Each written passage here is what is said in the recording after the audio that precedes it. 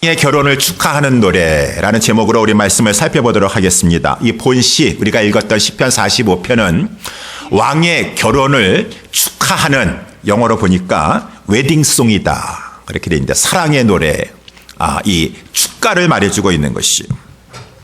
그 왕은 누굴까? 지금 결혼하는 왕은 확실하게 그 이름은 나와 있지 않지만 솔로몬일 것이다 라고 이렇게 추측을 하고 있습니다. 확실한 것은 아니지만 솔로몬이 젊은 나이에 애굽의 그 바로의 그 딸과 결혼하였다라고 우리 역사서에는 말씀해 주고 있어요. 그래서 왕이 지금 결혼을 하고 있는데 이 고라 자손의 오늘 표지에 보니까 영장이다. 영장이라고 하는 것은 지휘자다, 아니면 노래하는 사람을 말하고 있는데, 고라 자손이 레위 자손 중에서 이렇게 성막에서 봉사하는데 특별히 특히 찬양으로, 노래로 봉사하고 있는데, 그냥 노래만 잘해서 고라 자손 중에서 이렇게 지금 이 시편의 말씀을 이렇게 찬양할 정도로 하나님의 말씀을 기록한 것이 아니라 그는 성령 충만함을 받았어요. 그래서 오늘 우리 1절에 나와 있는 대로 마치 글을 잘 쓰는 사람은 어떻게 이렇게 글을 잘 쓸까요? 지난번에도 우리 이렇게 성경 공부하는데 중간중간에 이렇게 어떤 목사님이나 어떤 분들이 이렇게 글을 쓰셨는데, 야, 어떻게 이렇게 글을 잘 쓰실까? 참 은사가 있는 것이죠. 마치 글 쓰는 사람이 자기 속에 있는 그 하고 싶은 내용의 말을 가지고 붓을 들어서 잘 쓰는 것처럼, 지금 이 노래하는, 찬양하는 이 사람은 붓을 든 건 아니겠죠? 하나님의 영감을 받아서 찬양하는 사람은 입술을 사용할 것입니다. 입술을 사용하는데 그저 여기서 입술에서 나오는 찬양이 아니라 하나님의 영감을 부어주셔서 하나님이 왕에 대해서 그를 축하하면서도 하나님이 하시고자 하시는 그 말씀을 너는 찬양으로 선포하라 라고 하는 것이기 때문에, 이 영장이, 이 노래하는 자가 성령 충만 받아서 하나님의 인도하신 가운데 입술로 하나님, 이 왕을 칭송하는 것, 이것이 이제 오늘 본문의 이 시편 45편의 내용이라고 하는 것입니다. 그러면서 이제 하나님의 영감 가운데 좋은 말이 넘쳐서 하나님이 주시는 것이요, 왕에 대해서 칭송하는데, 왕은 이러한 왕이십니다 라고 하면서 왕을 이렇게 찬양하는 그런 내용인 것입니다. 그 왕은 오늘 본문의 말씀해 가지고 한 세 가지죠. 왕은 어떠한 왕인가? 첫 번째 왕은, 이 왕은 지혜의 왕입니다 라고 말씀하시니, 오늘 본문 2절 말씀에 잠깐 보게 되면은 왕은 인생보다 아름답습니다. 여기 인생보다라는 것은 사람보다 아름답습니다 라고 하니까 왕은 사람이 아니고 초인간적인 그러한 존재와 같습니다. 너무 아름답습니다. 왕이 잘생겼다, 미남이다라고 하는 그런 말이 아니라, 우리가 대통령이라든가 리더급 되는 사람이 그렇게 미남 그런 것을 먼저 따지겠습니까? 무엇이 중요하겠죠? 그 사람의 덕행, 덕스러운 말과 덕스러운 행실, 그것이 정말 그 리더에게는, 그 높은 사람에게 있어서는, 왕에게 있어서는 정말 아름다운 것이에요.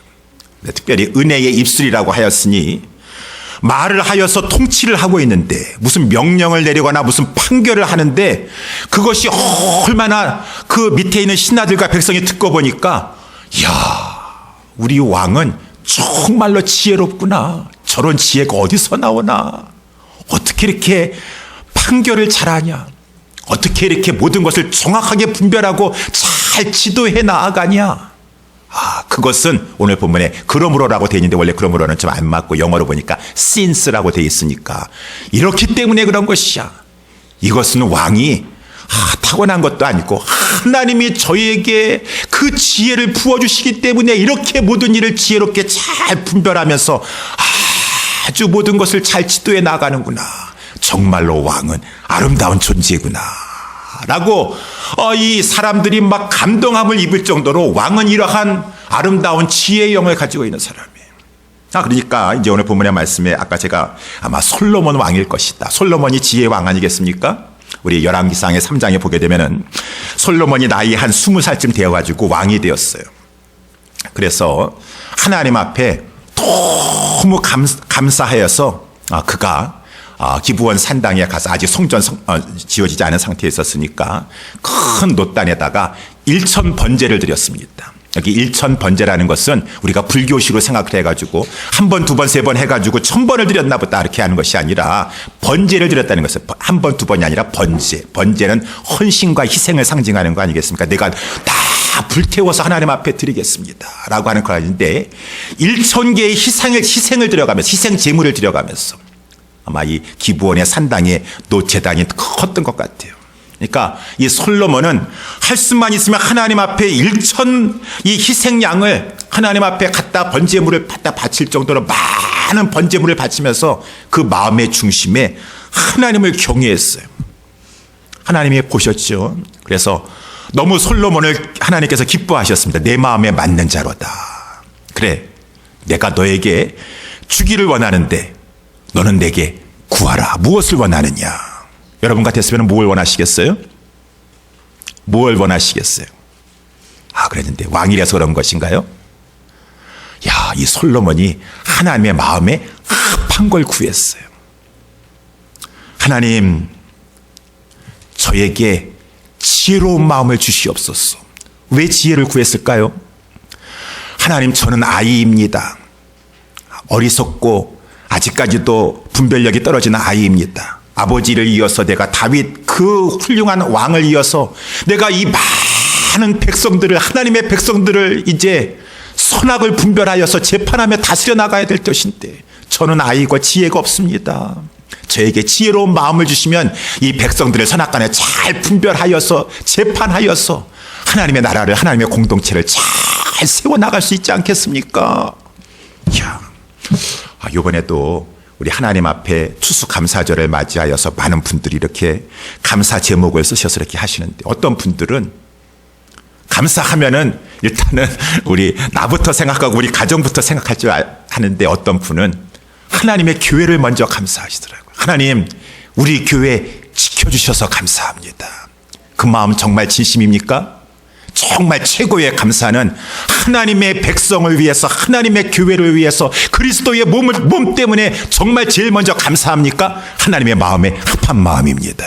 물론 우리 개인과 가정을 위한 것도 있지만 하나님이 보니까 이 솔로몬이 자기 개인 중심적으로 북이나 영화도 구한 것이 아니라 장수를 구한 것이 아니라 하나님의 백성을 하나님의 공동체를 하나님의 나라를 위해서 구하는 것이에요.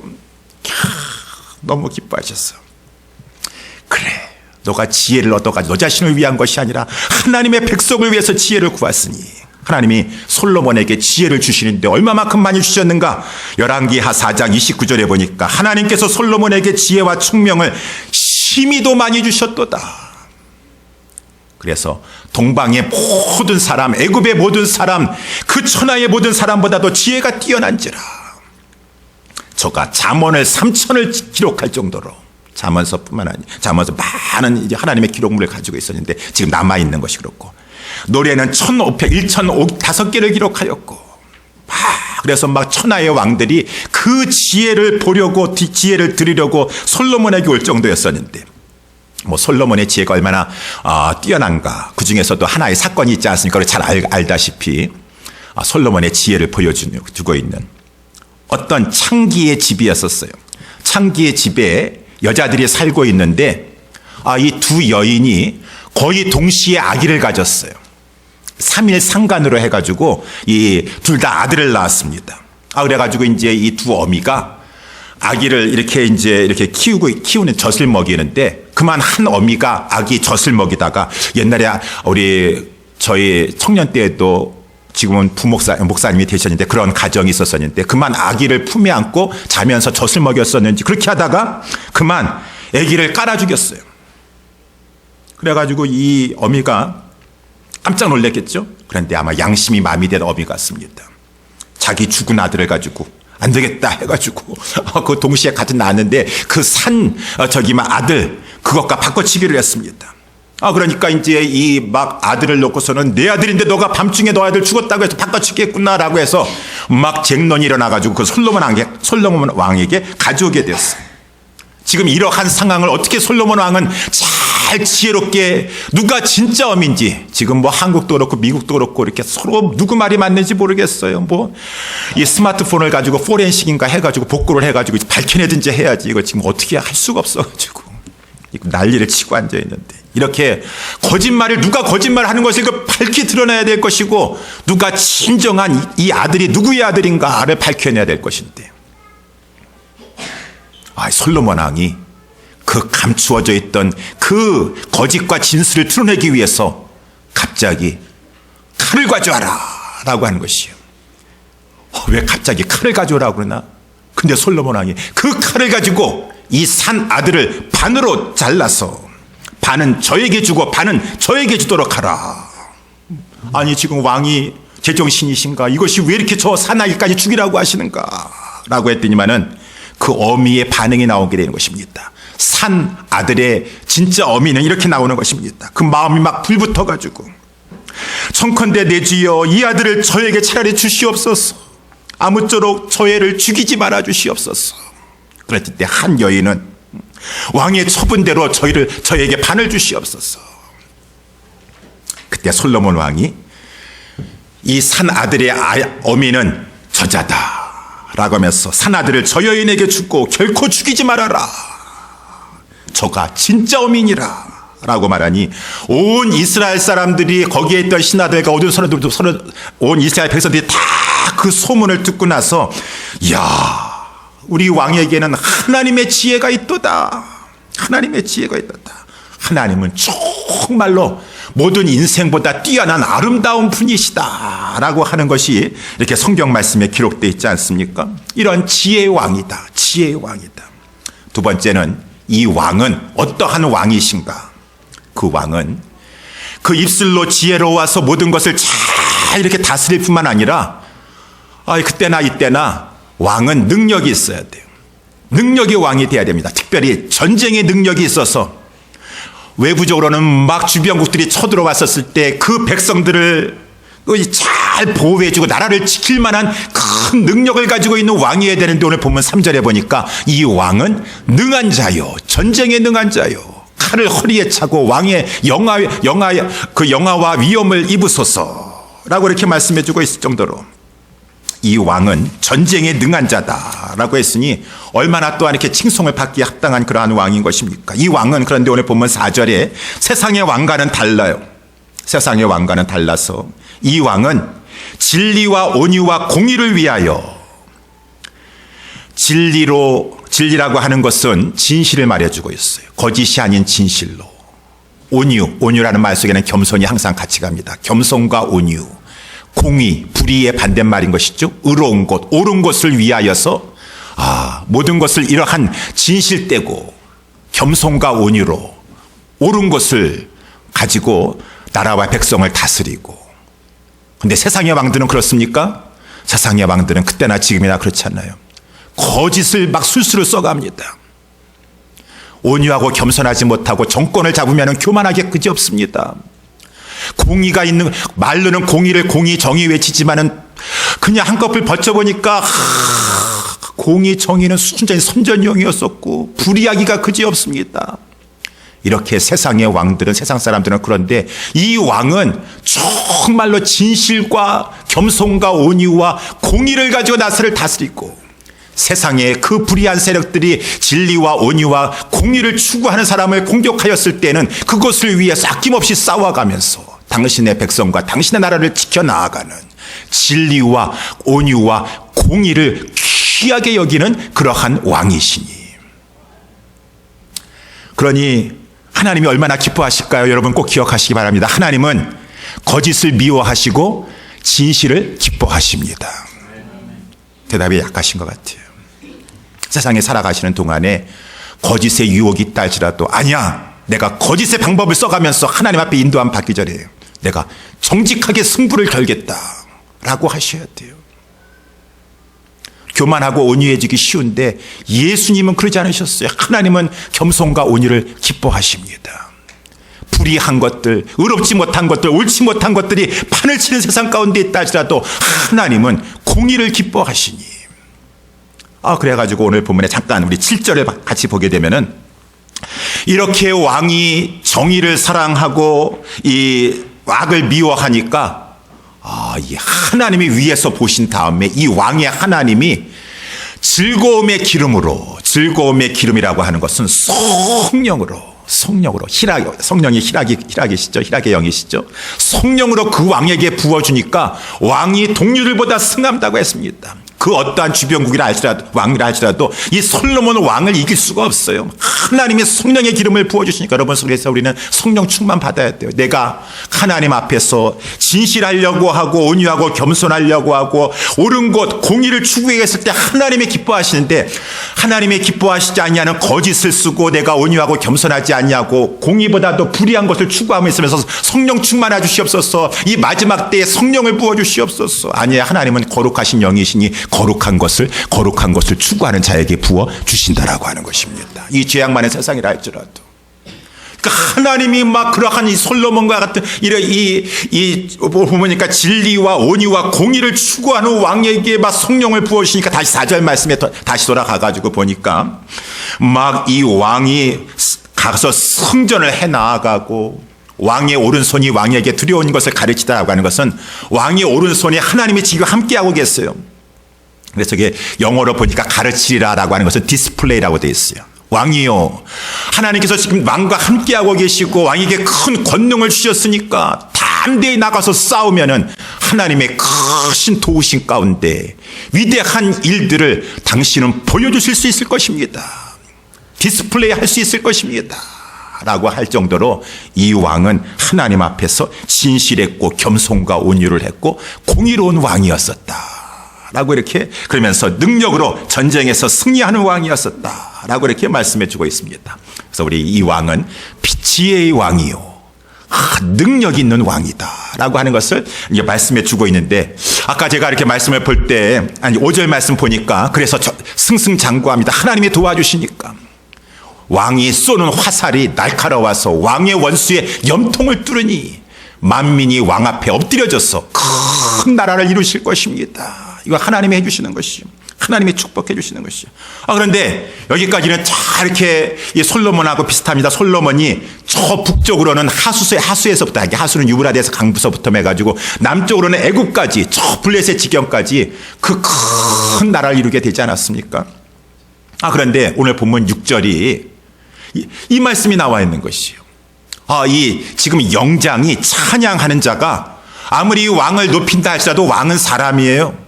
그런데 이 순간에 가가지고 하나님이요, 여기 왕을 놓고 하나님 앞에 지금 축복을 기원하는 것이 아니라 그 왕한테 하는 말입니다. 하나님이요, 주의 보좌가 영영하며 주의 나라의 홀은 공정한 홀이니이다 라고 하면서 왕 앞에 이 말을 하고 있으니 이것이 이상하다라고 하는 것입니다. 여러분, 아무리 찬양하는 자가 지금 성령 충만한 가운데 인간적인 아부의 찬양을 하는 것이 아니에요. 하나님의 영감을 받아서 하는 것인데, 어찌 인간에게 아무리 그 뛰어난 왕이라 할지라도 인간에게 하나님이라고 하는 말을 붙일 수가 있습니까? 그거는 듣는 사람도, 그 말하는 사람도 하나님을 신성모독하는 것이에요. 그러니 참으로 이상하다. 이 시는 사람에게 붙여지는 시가 아닌데 도대체 이 왕은 누구인가? 라고 했는데 그 답이 히브리서에 나와 있는 것이죠.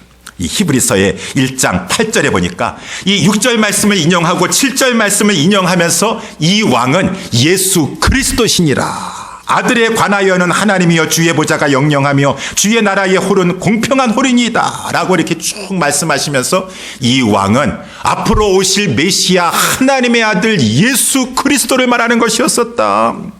옛적의 선지자들로 여러 부분과 여러 모양으로 구약에서는 우리 조상들에게 말씀하셨는데 이 마지막 때에 하나님의 아들을 통해서 말씀해 주셨고, 그 하나님의 아들은 하나님의 영광의 광채시요 그 본체의 형상이신데, 그 하나님의 아들을 이 시편 45편 6절에서 7절에서는 그 하나님의 아들 예수 그리스도를 말씀하시는 것이었다라고 히브리서에서 명확하게 말씀해 주고 있어요. 그래서 이 왕은, 우리는 솔로몬을 염두에 두고 했을지 모르겠지만은 이 시편 기자가 하나님의 감동을 받아서 찬양했던 이 왕은 앞으로 오실 메시아 예수 그리스도시다 라는 것을 밝히 알 수가 있는 것이죠. 여러분, 예수 그리스도께서 우리의 왕이시오, 우리 주님께서 지혜의 왕이십니다. 그 지혜는 인간적인 지혜가 아니에요. 초월적인 지혜라서, 또 그분은 전능하신 하나님의 권능을 가지고 계셔서 우리 이사야서 9장 6절에 보게 되면은 한 아기가 우리에게서 낳고 한 아들을 우리에게 주신 바 되었는데 그 이름은 기묘자라. 김여자라고 하는 것은 그분은 인간을 초월한 기이하신 분이다. 정말로 놀라우신 분이다. 인간을 초월한다라고 하는 그런 말씀. 그분은 모사라고 하는 것은 지혜와 모략이 뛰어난 분이시다. 전능하신 하나님이시라. 무소불위의 힘과 그러한 능력을 소유하신 능력의 왕이시다. 자금 이후 영원토록 공평과 정의로 그것을 보존하실 것이다. 이 분은 아까 말씀하신 대로 진리와 겸손과 온유와 특별히 공의와 정의를 추구하는 그 분이시고 그러하게 그 나라를 다스리시는 왕이시다 라고 말씀해 주고 있으니 우리 주 예수 그리스도께서 지혜의 왕이세요. 우리 주 예수 그리스도께서 우리의 능력의 주가 되신다라고 하는 것입니다. 그러면서 오늘 본문에 한 가지 더 이 왕은 어떠한 왕이십니까? 8절 말씀해 보니까 왕의 모든 옷은 모략과 침량과 육계의 향기가 있으며 상하궁에서 나는 현악은 왕을 즐겁게 하도다. 여기에 모략이라든가 침향이라든가 육계 이런 것들은 다 그 당시 아라비아라든가 인도 땅에서 났던 아주 최고급의, 그 당시에는 세계 최고급의 그러한 향유였었는데 아주 값비싼 것입니다. 왕의 옷에는 이러한 향기가 있다라고 하는 것은, 여러분, 향기라는 것은 뭡니까? 그 사람에게는 향기가 나. 그 사람에서는 악취가 나. 라고 했었을 때 그 향기는 그 사람의 인격을 말해주고 있는 것이죠. 그 사람의 인격은 고매한 향기가 난다. 라고 했을 때 우리 예수 그리스도는 지극히 아름다운 그 겸손과 온유와 우리 예수님께서는 진실하시고 거룩하신 그러한 향기가 있으시는 그러한 우리 예수님은, 예수 그리스도는 인격의 왕이시다라고 하는 것이죠. 상하궁에서 나오는 현악은 왕을 즐겁게 하는, 우리 그 왕이 거하신 곳에는 상하궁과 같아요. 아주 영광이 가득 찬 것입니다. 거기에는 막 그 현악이 울려 퍼지면서 왕을 즐겁게 하는 것이니, 그러한 것이 어디입니까? 우리 주님이 계신 곳이요, 궁극적으로는 천국이 아니겠습니까? 저 영원한 이 복된 우리 환경, 초소인 천국을 말해주는 것이다 라고 하는 것입니다. 여러분, 이렇게 그 왕은 지혜로운 왕이시오, 능력의 왕이시오, 참으로 좋은 신앙 인격을 가지고 계신 인격의 왕이신데, 그 왕과 결혼하는 그 신부는, 오늘 결혼에 관한 것이라고 했으니까 얼마나 복된 자인 것입니까? 아까 솔로몬일 수 있다라고 이렇게 말했는데, 우리 9절 말씀에 보게 되면은 왕의 귀비라고 이렇게 말해주고 있어요. 왕의 귀비 중에는 열왕의 이 딸이 있으며 왕은 오빌의 그러한 금으로 꾸미고 왕의 우편에 서도다. 여기 이 솔로몬이 애굽의 바로의 딸과 결혼했어요. 젊었을 때. 왜 이렇게 거기에 이방의 딸과 결혼했는가? 뭐 하여튼 결혼했다고 나와 있습니다. 열왕의 딸 중에 하나가 결혼했어요. 그리고 왕후가 오빌의 금으로 그 옷을 꾸몄다라고 했는데, 그 열왕기상 보게 되면은 이 오빌이라고 하는 것은 어떤 지역인데 아주 금으로 최고로 유명한 지역입니다. 거기에 금이 최고예요.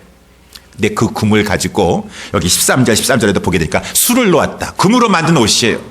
금으로 만든 옷을 입고 지금 화려한 막 반짝반짝 빛나는 광채나는 옷을 입고 나서 그 왕의 우편에 지금 이렇게 서 있는 것입니다. 그 왕, 신랑 되는 그 왕 옆에 신부가 서 있는 것이에요. 신부가 서 있는 것이에요. 얼마나 영광스러운 그 자리에 그 여인은 서 있는 것입니까? 그래서 이제 막 그 참으로 복된 여인인 것입니다. 이 솔로몬과 같은 지혜의 왕이요, 능력의 왕이요, 인격적인 왕을 만나서 막 거기서 결혼하게 되니까 얼마나 정말 복된 여인이에요. 지금 노래하는 자가, 찬양하는 자가, 축가를 부르는 자가 성령의 감동을 받아서 이제 신부에게 권면하는 것입니다. 권면하는 것이 10절 말씀에 보게 되면은 이제 왕비에게 10절 말씀을 띄워주시겠어요? 10절 말씀? 자, 예. 우리 10절 말씀을 띄워주면, 딸이여 듣고 생각하고 귀를 기울일지어다 라고 이렇게 말하고 있어요. 왕비에게 하는 말입니다. 왕비여, 듣고 생각하고 귀를 기울이고 하는데 내 백성과 아비집을 잊어버릴지어다. 왜요? 정말 시집이 잘 왔어요. 애굽의 공주입니까? 애굽의 딸입니까? 그 우상이나 섬기고 그 말할 수 없는 여러 가지 많은 우상이나 섬기면서 평생 살아야 될 그 여인이었었는데, 하나님만을, 만군의 하나님만을 섬기는 집으로 시집와서 이렇게 왕의 좋은 능력 있고 지혜 있고 신앙 인격 있는 그러한 왕의 남편으로 만나서 시집 왔는데 뭐 애굽 땅을 그리워할 게 뭐가 있겠어요? 완전히 애국과 이제 뒤돌아볼 것도 없고 이 좋은 하나님을 섬기는 나라에 와서 하나님을 섬기는 백성들과 함께 이 남편과 함께 하나님만 섬겨야 될 그러한 왕비라고 하는 것입니다. 왕비. 그러니까 이제 이런 말을 내 백성과 아비 집은 잊어버릴지어다. 복된 여인이여. 11절에 보게 되니까 그러하면 그렇죠. 와가지고 뭐 우상 섬기려고 그래요. 애굽에서 있었던 그러한 것들 세상적인 것들을 추구할 것입니까? 오로지 이 시집 와가지고 하나님만 섬기고 그 왕과 함께 왕을 섬기면은 그러하면 왕이 너의 아름다움을 사모할지니라. 저는 너의 주시니 너는 저를 경배할지니라. 이렇게 너가 진정으로 이제는 애굽을 잊어버리고 그 하나님만 경배하고 내 왕만 경배하면은 복을 받을 것인데 신랑이 너를 사랑해 줄 것이고 12절에 보니까 열방이 주변의 많은 나라들과 사람들이 너를 존귀하게 여길 것이니 두로의 딸, 여기 딸이라는 것은 백성을 말해주고 있어요. 두로의 백성들이 너를 존귀하게 여겨서 예물을 가지고 올 것이고 백성 중 부자들도 부족함이 없는 부자들도 내게 은혜를 구하려고 내 앞에 나올 것이니라. 13절에 보니까 왕의 딸이 여기 왕비를 말해주고 있어요. 궁중에서 모든 영화를 누리게 되었다. 그 옷은 금으로 수놓았도다. 14절 말씀에도 보니까 수놓은 옷을 입은 자가 왕께로 인도함을 받으며 시종하는 동무 처녀들로 왕께로 이끌려갈 것이라. 이제 막 이렇게 지금 왕과 함께 왕궁에서 이제 살게 되는 것을 말해주고 있어요. 15절에 보니까 저희가 기쁨과 즐거움으로 인도함을 받고 왕궁에 들어가리로다. 얼마나 복된 여인입니까? 16절에 보니까 또 결혼해서 아들도 낳았어요. 근데 그 아들들도 다 이 왕이 막 온 세계를 정복하는 것 가운데 그 아들들도 다 세계의 군왕들이 되어가지고 왕의 아들들이 왕의 열조를 계승할 것이라. 왕이 저희로 온 세계와 군왕을 삼으리로다.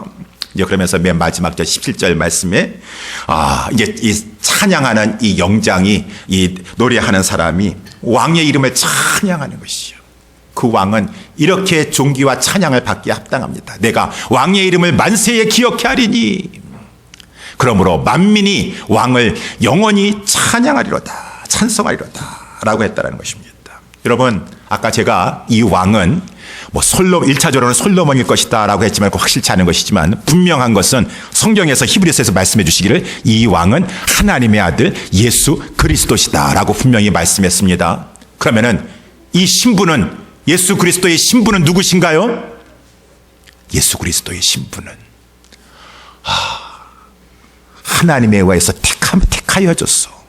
예수 그리스도를 믿음으로 말미암아 이제 예수 안에 들어와서 그와 하나가 된 진정한 성도들이 교회가 이 왕의 그 그리스도의 신부가 되는 것이다 라는 것을 성경에서 말씀해 주고 있다는 것이죠.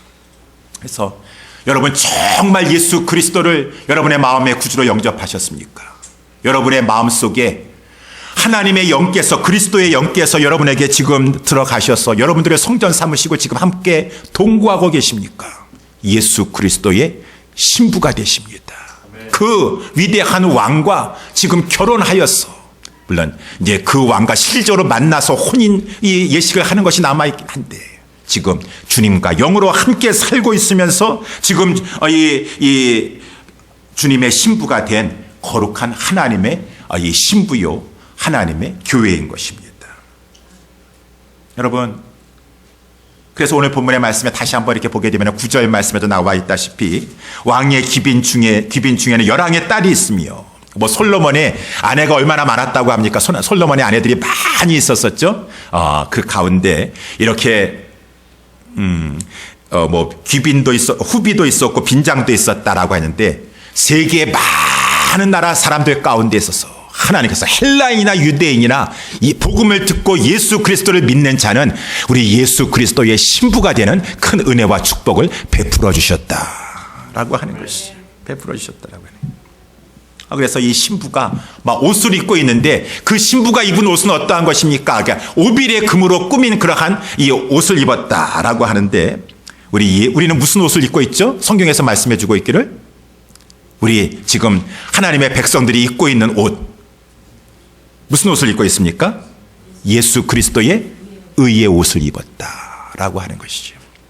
우리는 의가 없습니다. 죄인입니다.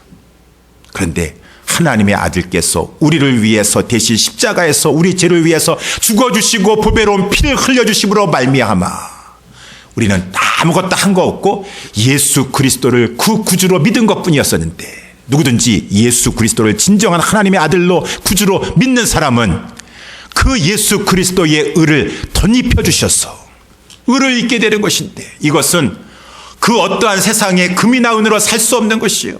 값비싼 것입니다. 도저히 살 수 없는 것인데, 성도들은 금으로 살 수 없는 그리스도의 의로 단장하였고, 이 요한계시록의 말씀에 의하면은 그 성도들은 요한계시록 19장 7절 8절에 우리가 즐거워하고 크게 기뻐하여 그에게 영광을 돌리세. 어린 양의 혼인 기약이 이르렀고 그 아내가 예비되었으니 그에게 허락하사 빛나고 깨끗한 세마포를 입게 하였은즉 이 세마포는 성도의 옳은 행실이로다. 여기 말은 이 세마포는 성도가 교회가 직접 만들어가서 취해서 입은 것이 아니에요. 보니까 주어진 것이었었습니다. 주어서 받아 입은 것이에요. 그것은 그리스도의 의다. 우리는 의가 없는 사람이에요. 예수 그리스도를 믿기만 하였는데 그리스도의 의를 입어서 그 하나님의 나중에 혼인 잔치에 우리는 참여할 수 있는 예복을 입게 되었습니다. 그런데 그것을 또 한편으로는 성도들의 옳은 행실이다라고 이렇게 했었으니, 아니 그것은 주어진 것입니까? 우리가 옳게 행실을 해가지고 우리가 만들어서 입는 것입니까? 취득해서 입는 것입니까? 그런 걸 생각해 볼 수가 있는데, 여러분 정말로 예수 그리스도를 내 그런 구주로, 내 남편으로, 내 신랑으로 여러분 예수 그리스도를 믿고 여러분을 영접하셨습니까? 그러한 사람은 옳은 행실을 당연히 자연적으로 행하게 된다라고 하는 것입니다. 행하게 된다는 것이죠. 마치 아까 예수님께서 진리와 온유와 공의를 그렇게 귀하게 여기면서 그것으로 다스리고 그것을 위해서 싸워나가는 것처럼, 그 예수 그리스도의 신부된 성도들은 이 세상 살아가는 동안에 불의가 판을 치고 거짓을 판을 치고 그 교만함이 판을 치는 세상 가운데서도 우리 예수 그리스도의 신부답게 거짓이 아니라 진실을 추구하는 것이고, 예수 그리스도의 신부들은, 진정한 구원받은 성도들은 겸손과 온유를 닮아가려고 그렇게 자연히 그렇게 화하는 것이고, 우리 예수 그리스도의 진정한 신부들은 불의한 세상 가운데 있다 할지라도 의로운 것, 옳은 것을 추구하며 산다라고 하기 때문에 옳은 행실이 바로 예수 그리스도의 진정한 성도들의 그러한 세마포와 같은 광채나는 빛나는 옷이 되는 것이다 라고 하는 것이죠. 이러한 말씀을 우리가 근거로 했었을 때 저와 여러분들이, 여러분 우리 예수 그리스도와 함께 동행하고 있지 않습니까? 우리 교회가 정말 그냥 사람이 모인 친목단체가 아니라 정말 우리 교회의 머리가 예수 그리스도를 한다면은 저와 우리 모두가 늘 죄와 싸워 나아가면서 주님 안에서 거짓이 아닌 진실을 추구해 나아갈 수 있게 되기를 주님의 이름으로 축원합니다. 거짓으로 미혹당하지 마세요. 마귀는 자꾸 우리를 위협합니다.